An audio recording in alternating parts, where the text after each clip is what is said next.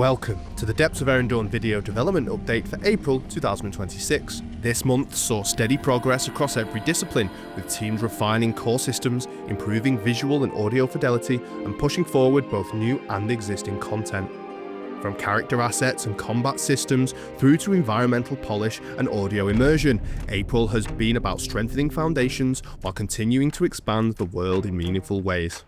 So let's get into it, starting with 3D modelling. The 3D modelling team made strong headway across a mix of new and existing character assets this month, advancing multiple pieces through key stages of production. The Sinker enemy was completed, receiving a full texturing pass and final surface detailing, bringing it to a production-ready state for in-engine integration.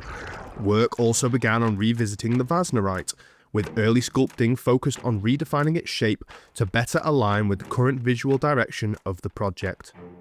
A major focus for April was on the Earthen Dwarf. The team moved this character from proportion and scale adjustments through to a fully completed sculpt, followed by retopology, UV unwrapping and final texturing. With the updated base model established, existing clothing and beard assets were then refitted to ensure consistency across all variants. The client team focused heavily on improving reliability and clarity within quest and activity systems following recent round of testing.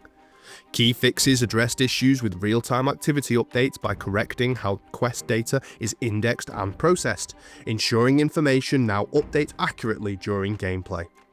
Additional work resolved problems where archived entries were not clearing correctly, allowing new objectives to appear cleanly without interfering with the results screen. With these foundations stabilised, the team introduced new functionality, including map linking and options to pin and hide quest entries, giving players more control over how information is displayed. A long-standing issue affecting stat bar accuracy was also resolved through a transition to a more robust, rich text solution, ensuring stat values now display correctly when limits change. April was a substantial month for the server team, with improvements spanning combat, dungeon systems, networking, and overall stability. Combat encounters received refinements to pacing and responsiveness, alongside a wide range of fixes targeting crashes, race conditions, and edge cases across core systems. Dungeon functionality also saw significant attention, with events re-enabled under the updated framework, ability blocks corrected, and generation performance improved. These changes reduce load times while also introducing more flexible wall and ceiling systems, improving both structure and atmosphere. Progression systems were expanded to allow players to view quest rewards directly from quest boards, improving clarity and accessibility. On the technical side, networking was upgraded to a more efficient communication format, alongside back-end and command processing improvements. Early groundwork was also laid for social systems, including group matchmaking, alongside ongoing improvements to NPC behaviour and world interaction. The animation team progressed a varied set of work this month, covering both encounter-specific content and broader world behaviour. Development of the Thrasher plant moved from rig refinement and skinning into early animation exploration, with a focus on establishing a distinct movement style. This was followed by continued refinement of its animation set to ensure clarity and consistency during combat. In parallel, the team expanded ambient NPC behaviour across the world, introducing archer characters with timed idle and shooting animations. Additional ambient actions such as sitting and working were also implemented, help bringing more life and believability to the environments across Erendorn. The VFX team focused on improving both clarity and flexibility across the game's visual effects.